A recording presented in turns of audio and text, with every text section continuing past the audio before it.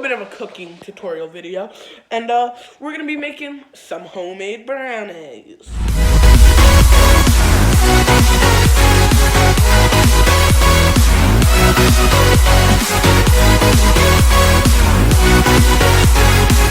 So second off, you're gonna want 2 bowls. So 1 bowl for the dry ingredients, which is gonna be this bowl, and 1 bowl for the wet ingredients, which is gonna be this bowl. You're gonna need 5 ounces of Hershey cocoa powder. I mean, it doesn't matter what brand it is, but I like using Hershey's because, in my opinion, it tastes the best. But then next up, you're gonna need 1 cup of flour, so just whole cup. I'm using this measuring cup here, and then you're gonna need 1 3/4 of a cup of sugar, because, you know, everything tastes good with more sugar. All right, let's get to it. Then you're going to want to pour some spoonfuls into your measuring cup. I like using spoons because baking's almost like a science, and the most efficient way to do it is definitely spooning. So you're going to want to make it to about 4 ounces of cocoa powder. I have my 5 ounces of cocoa powder in the bowl, and next we're going to do our 1 3/4 of a cup of sugar. Quarters of a cup of sugar. So 1 3/4, as you can see, is on the measuring cup, and you know, baking's like the science, as I always say. So the most efficient way to do it is definitely to measure it, not just to guesstimate, because it probably won't taste as good. I got my 1 3/4 cup of sugar, so I'm going to want to mix that with the cocoa powder. So here we go, and then you're going to want to just leave it like that for now. 1 cup of all-purpose flour. So any brand is fine. I'm using Pillsbury because that's one of my favorite brands for flour. I like it for biscuits too, but here we go. Now we have our 1 cup of flour, and we're going to pour that in with our sugar and our cocoa. Alright, so now we gotta do our wet ingredient bowl. 1 cup full of butter. What you want to do is you're gonna want to take your butter, and then you're gonna want to put it into a microwave bowl, and then you're gonna want to put this in the microwave for about a minute. So you're gonna go most of you probably know how to use a microwave, but if you don't, here's a microwave lesson. Alright, here we go. So if any of you don't know what melted butter looks like, this is it. But you're gonna want to pour this into your wet ingredient bowl. So just go like that. Make sure you get all the butter. And for this recipe, it doesn't matter if it's butter or margarine. It'll taste the same. So keep that noted when making this. You're going to need 3 eggs for the brownie.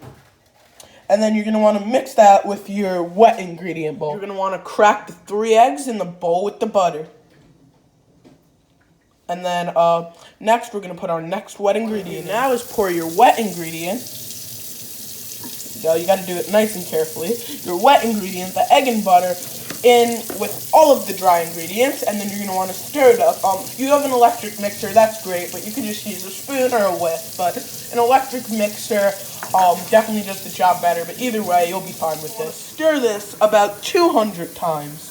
So you can either just count in your head or maybe set a timer for somewhere around 5 minutes and just like kind of stir it. Make sure there's no dry ingredients and everything's nice and wet, and then I'll get y'all on to the next step. Put a cup of chocolate chips into the brownie mix, and this is so you get a nice chocolate creamy filling. Quick note, if the brownies, which today's were, but I didn't film that, look a little like they're sticking or a little too clumped together, you might want to add like a pinch of water just to make it a little bit better and a little more creamy if you're into creamy brownies. But if you want them more like hardcore, more towards a cake kind of, then don't add water. But if yours is looking a little more stuck and a little more clump and you want it to taste more like brownies than towards a cake, definitely add a bit of water.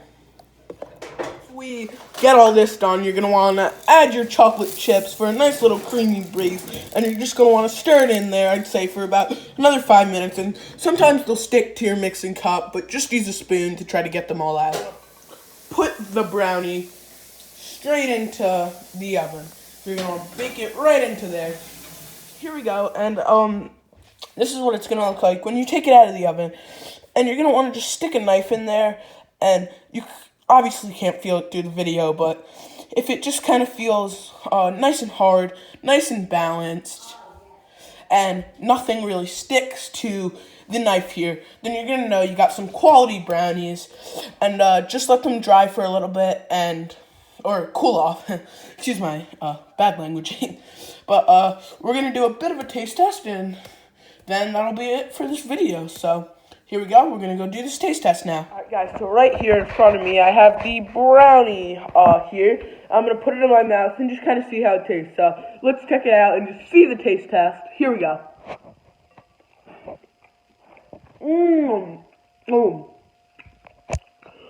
You know, I'm not trying to like overly compliment myself or anything, but these are actually some quality brownies. Like, you can really taste the chocolate chips in here. Oh my. The chocolate is extremely rich. So creamy. Oh my god. So, definitely make this recipe. And, to be honest, I think the water, so, I actually tried this, believe it or not, yesterday night. I can't stop eating, but I didn't put any water in it. But, for tonight's batch, I put a bit of water in it. It's a little too thick, but it made it a lot more moist and definitely way better. So, definitely try my recipe out.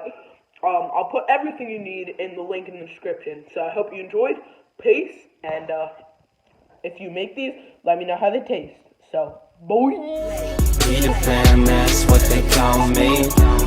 Promise that you never be lonely.